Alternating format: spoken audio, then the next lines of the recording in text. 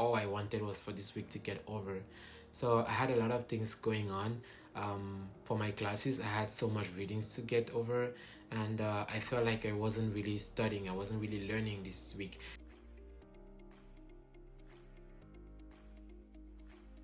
Hi everyone, here's me at it again.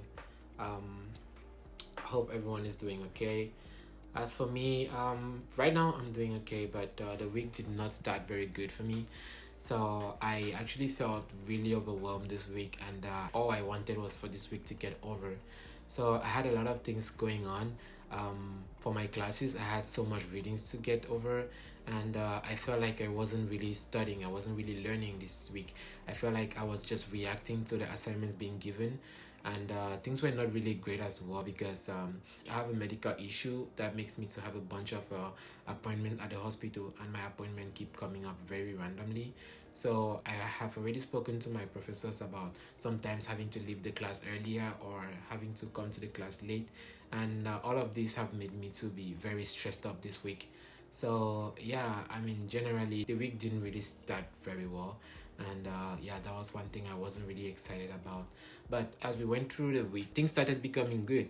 I officially started my work as a CA for CS50, and I really love it. I attended a few classes, and people are first of all shocked by the fact that I can be a CA as a freshman, and I'm also excited about being able to help my fellow classmates and peers. So that is really exciting. Like right now, I just completed the grading of the PSETs, and I'm getting ready to go for the office hours. And yesterday, I had my tutorials where I was helping a few students to get around with their PSETs too.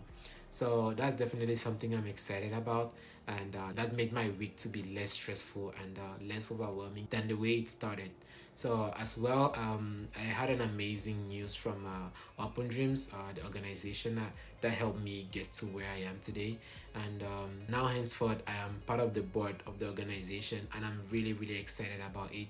I still remember my 3-year younger self who didn't even believe that he would be at this point one day. So I'm excited about having been given the opportunity to put in even more efforts towards helping other people get the opportunities they are looking for, the opportunity that is gonna change their lives.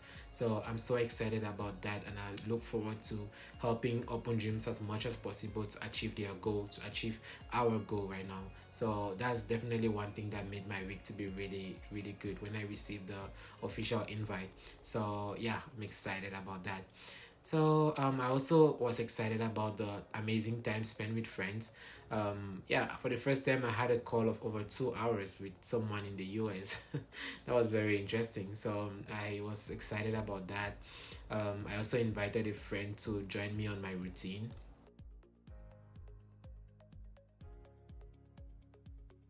We went running and then swimming in the morning, as I always used to do.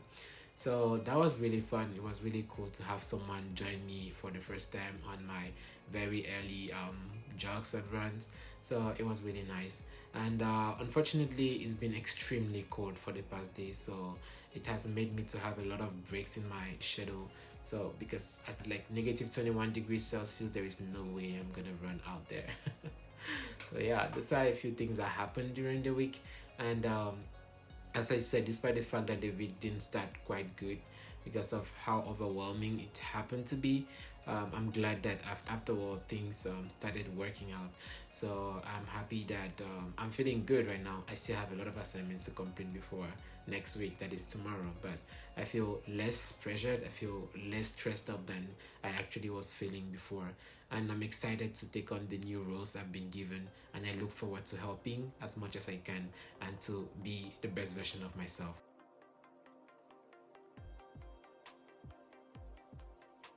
So yeah, I guess this was a very brief recap of how my week was like, and I'll just go forward to answer a few more questions before ending the video.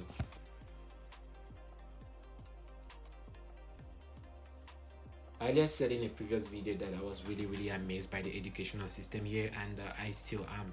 You decide what classes you take, and each of the classes you're taking should be based on maybe your level of confidence, maybe how much you want to explore. And despite the fact that we have general education requirements, that's which are like about 5 courses or so, you are free to explore around any domain that you like, so as to like get the best thing for you. So the classes are definitely challenging for the most part, but it all depends on what you want to do with the classes, on what point you want to get to. So it's all about you maybe checking the Q guide. That's how we call, like it's a platform where people took the class before put their comments, so you can check the comments there and see whether you're still interested or not in taking that class. But you don't always have to rely on those, because people have different apprehension of what the class is or the things that happen in the class. So people might say the class is very bad, but you like it at the end. So it's just about what you want to do and how is that class gonna help you. So as far as the classes are concerned, they are decently difficult, and the amount of work that is required is enormous. I mean, it depends on the course. So for this semester, I'm taking 4 courses. I'm taking Arabic, which requires me to be reading a lot and doing work on my own to be building my language. I'm doing Expos 20, which is academic writing, and we have to read a lot of articles, a lot of papers and books for this semester. I also am in CS20, which is a discrete math course, and it's decently difficult, and it's flipped classroom kind of. So you have to watch the videos and read the materials before class, then you have the workshops and stuff.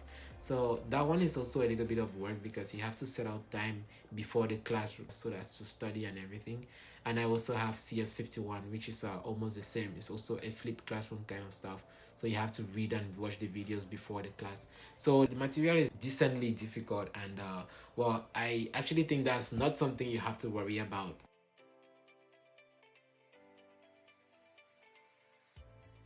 As I mentioned in the last video, I was opportune to connect with a professor, and thanks to that, now I'm a CA for CS50.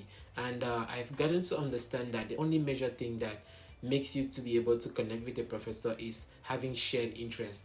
At some point, shared values too, but shared interest is the most important, because you can not just try to connect with the professor without having something that will keep both of you discussing, will keep you having conversations. So with my professor with whom I connected, I was lucky that he was also as passionate about CS and education as I was, and because of that, we've been able to keep contact, and that's how I got to be a course assistant as a freshman. So it's all about finding a shared interest. You cannot sustain a conversation with a professor if you aren't really interested in what you want to connect with him. And yeah, both of you should have that same interest, and that is what is going to help the communication between both of you. So I believe that that's how you can get in contact with a professor.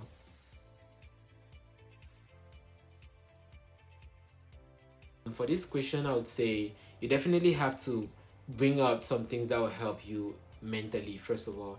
So just bring a few things that help remind you of your country, that help remind you of your family, because at some point it will be very stressful and you won't be able to contact anyone, and you really feel lonely, and this kind of pressure, you really want to have something by your side that reminds you of like what it is like to be in your country.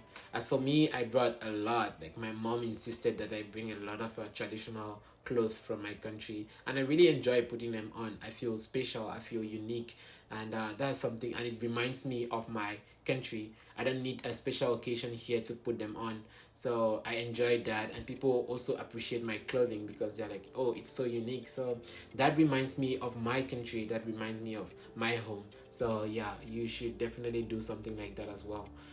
You might consider bringing some snacks to remind you of your country somehow, but that's not very essential, because here you might not consume them that often. But if you can, do well to bring some. Like when it comes to bringing things here, I feel like you should just take things that are essential, like basic clothing. It's true, things over here are very expensive, so you might want to travel with at least the few things that will help you to sustain at least a semester or a month, without you having to move around trying to buy things, because you might not necessarily have money immediately as you come. So you want to get the basic necessities, like bed sheets, your clothes, and maybe a soap that can help you sustain your first few months here, while you try to get yourself accustomed with the system and how things work here. So yeah, those are basically a few things you might consider bringing, but most of the other things yeah, you can just come and get them here. Especially as far as technologies are concerned, you can get your laptop here. But if you have a working laptop, do well to travel with that.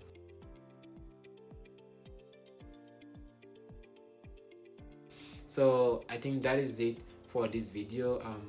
As I earlier said, I didn't even believe that I would end this week with a smile because it was very stressful, but I am glad things worked out, and I am glad I'm feeling better.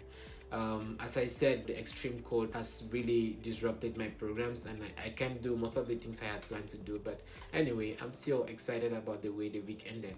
So yeah, thank you for watching, and also feel free to drop your questions in the comment section, and I'll try to answer them as much as I can during the next video. Hopefully see you next week.